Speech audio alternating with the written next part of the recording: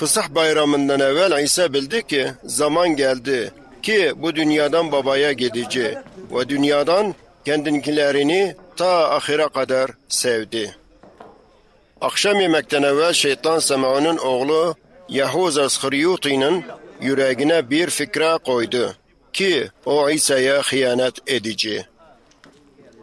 İsa bildi ki baba her şeyi onun ellerine teslim etti ve o Allah'tan geldi ve o sonra ona gene gidici. İsa akşam yemeğinden sonra kalktı ve paltosunu bir tarafa koydu ve bir menşefe giydi. Ve ondan sonra bir satılı suyla doldurdu ve öğrencilerin ayaklarını yıkamaya ve menşefeden kurutmaya başladı.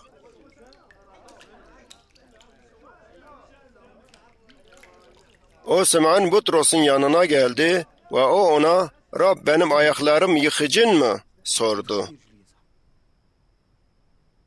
İsa ona "Sen anlamıyorsun ne yapıyorum ama sonra anlayacaksın" cevap verdi. Butros ona "Benim ayaklarımı asla yıkamayacaksın" dedi. İsa ona "Eğer seni yıkamadıysam bende payın olmaz" dedi.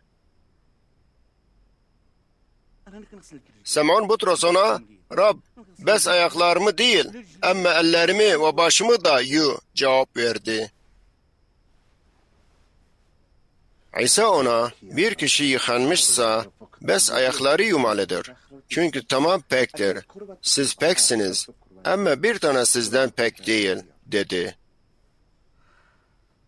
Çünkü İsa kim ona hıyanet edeni biliyordu. Bu için bir tane sizden pek değil dedi.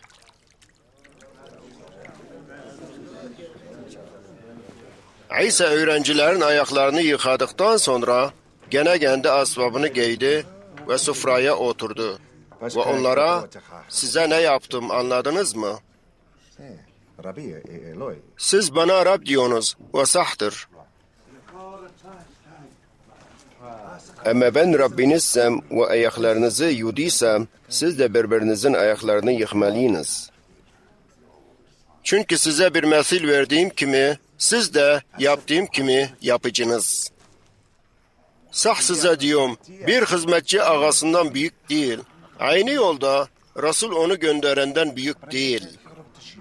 Şimdi bu şeyleri bildiyseniz iyi ama yaptıysanız mübarek olacaksınız.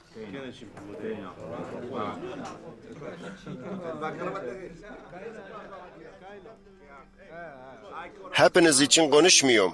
Seçtiklerimi biliyorum. Ama Kitap-ı Mukaddes'te yazılmış gibi benden yemek yiyen bana hıyanet etti. Bunu size evvelden diyorum ki ne vakit olduğu zaman bileceğiniz ki o benim.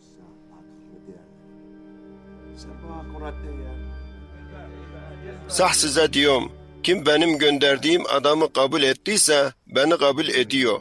Ve kim beni kabul ettiyse beni göndereni kabul ediyor dedi.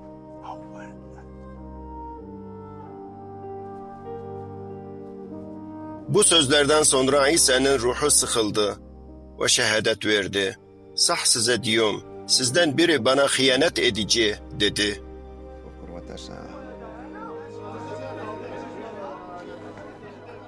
Öğrenciler birbirine baktılar çünkü bilmediler kim için dedi. Öğrencilerinden biri ki İsa'nın sevdiği öğrencisiydi. O İsa'nın yanında oturuyordu. Simon Butros ona sorsan için işaret etti. Ve o İsa'ya baktı ve ona Rab o kimdir sordu. İsa ona bu ekmeği batırdıysam ve kime verdiysem odur dedi. Ve ekmeği batırdı ve Simon'un oğlu İskariyot'u Yahuza'ya verdi.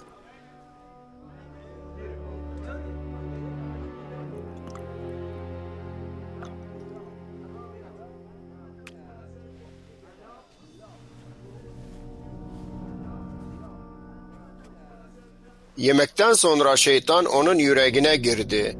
Ve İsa ona git ne edeceksin tez et dedi. Sofrada hiç kimse anlamadı niye bunu ona dedi. Birkaç tane sandılar ki İsa Yahuza'ya bize bayram için lazım şeyler getir. Ya fakirler için bir şey getir. Çünkü o sandığın sahibiydi. Yemek yedikten sonra o gitti ve geceydi. Bundan sonra ise onlara şimdi insanoğlu şereflendi. Ve Allah ondan şereflendi. Eğer Allah onda şereflendiyse oğlu kendisinde onu teşerrüf edici ve o tezden teşerrüf edici. Çocuklar, biraz daha sizden kalacağım. Beni arayıcınız ama Yahudilere dediğim gibi ve size de diyeceğim gene. Her yere gideceğim, gelebilmeyeceğiniz.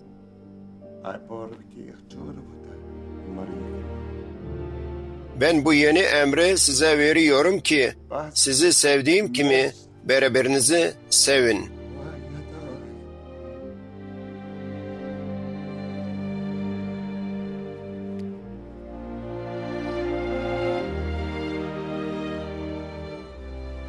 Eğer birbirinizi sevdiyseniz herkes bundan bilecek ki siz öğrencilerimden oldunuz dedi. Bundan sonra Simon Butros, "Ya Rab, nereye gideceksin?" sordu. İsa ona, "Nereye gideceğim, şimdi sen gelmeyeceksin ama sonra geleceksin," cevap verdi. Butros ona, "Rab, niye şimdi senden gidebilmiyorum? Ben senin için hayatımı vereceğim," dedi. İsa ona, "Hayatını ben için vereceğim, sah sana diyorum. Bugün horoz ötmeden evveli sen beni 3 kere inkar edeceksin," cevap verdi.